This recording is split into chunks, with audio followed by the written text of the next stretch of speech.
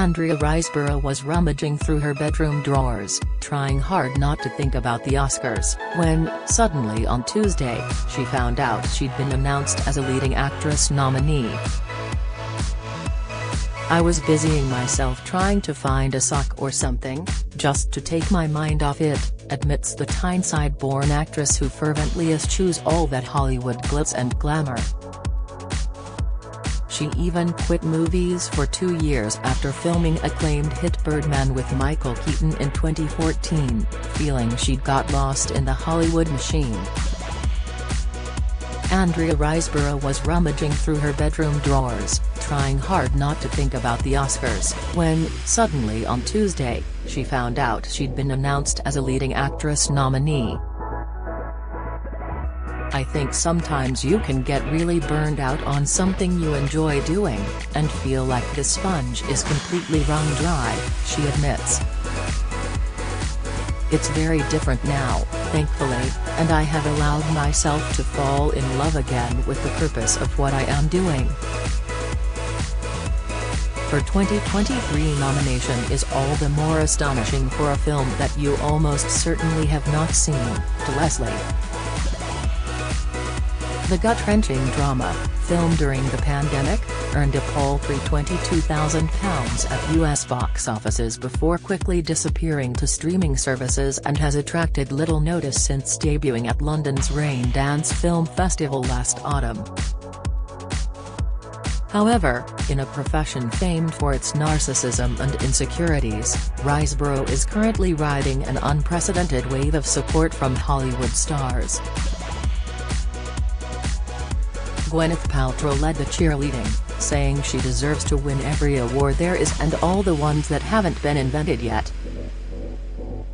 Kate Winslet praised her for "one of the greatest performances I have ever seen in my life."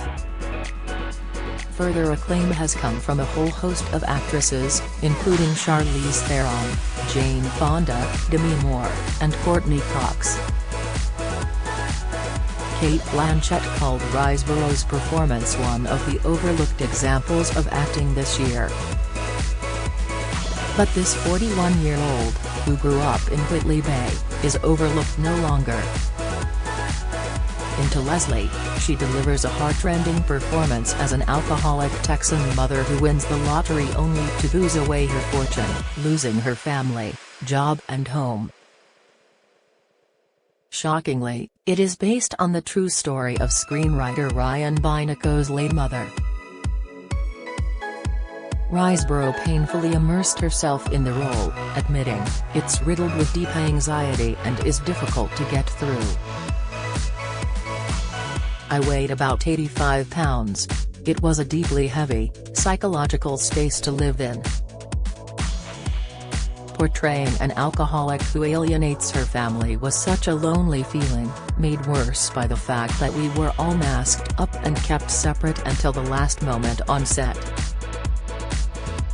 Not even on the Oscar radar 3 months ago, Riseborough has become the Academy Awards frontrunner, rivaling Blanchett herself, who at one point seemed to have the golden statuette pre-engraved with her name for portraying an orchestral conductor in the movie Tar.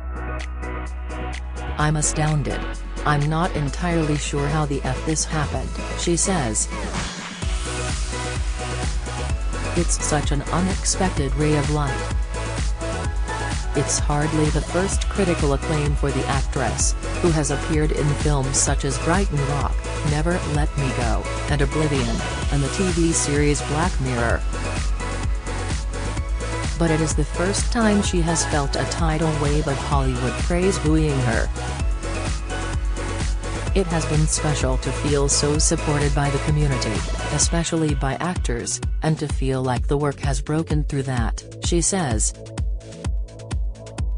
Her Hollywood success is a world away from her own childhood.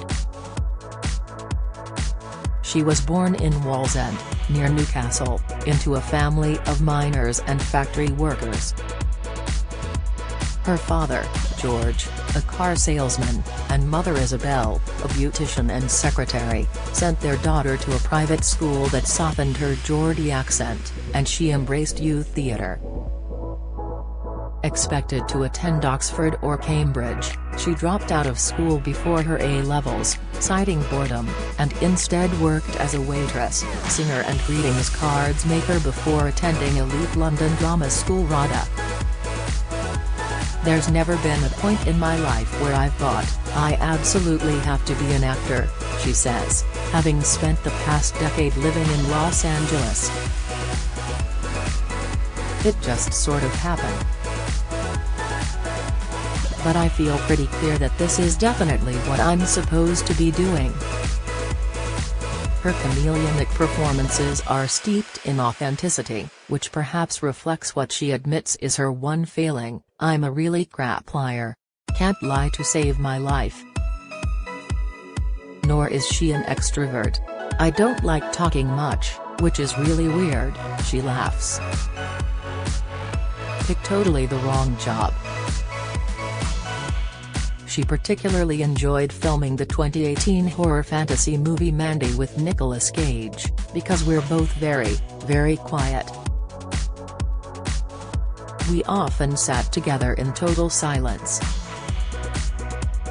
Shakespearean-trained and voraciously literate, Riseborough is a deep thinker who one imagines could turn the choice between tea or coffee into a philosophical debate.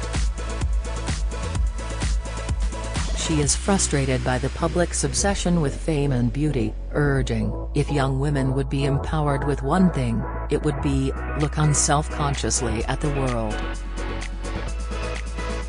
Nor is she always comfortable in her own skin, revealing, "Sometimes I feel like my insides are on the outside, and my outsides are on the inside."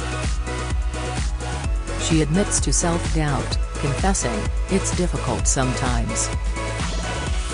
You think, God, I'm effing crap. But, you know, it's also not like working down a mine." As for her private life, she prefers to draw a veil over her years living with American artist Joe Opel, and her current relationship with French actor-director Karim Saleh, who she met when they co-starred in 2020's Luxor. Riseborough's Oscar nomination is the culmination of two backbreaking years in which she filmed a staggering 8 movies, ranging from the ebullient Roald Dahl's Matilda the musical, she plays Matilda's awful mother, Mrs. Wormwood, to the noir murder mystery Amsterdam, opposite Christian Bale and Margot Robbie. With increased Hollywood clout, she is now taking greater control over her career, rejecting movies that do not feed her intellectually. After playing title roles in the 2018 kidnapping drama Nancy, and as Nicolas Cage's ill-fated girlfriend in Mandy, she starred in 2020 horror movie The Grudge but has no desire to return to that genre. "I was offered so many of these horror films. I realized it's just not for me, that particular world." She played Tom Cruise's wife in Oblivion but now avoids blockbuster action films and franchises. Making to Leslie was a low-budget labor of love filmed in just 19 days, with barely enough funds to shoot a couple of takes before moving on to the next scene. It had no money for an Oscars marketing campaign that typically costs millions of pounds but, unexpectedly, stars rallied to its aid, hosting private screenings for celebrity friends.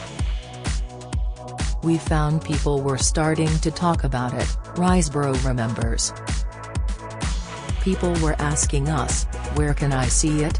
After inhabiting an alcoholic's skin so intensely, she admits feeling huge gratitude and relief when she completed filming. "It's like having swum for 20 miles and having reached a rock, just having a moment to pant and be wet," she says. "There but for the grace of God go I."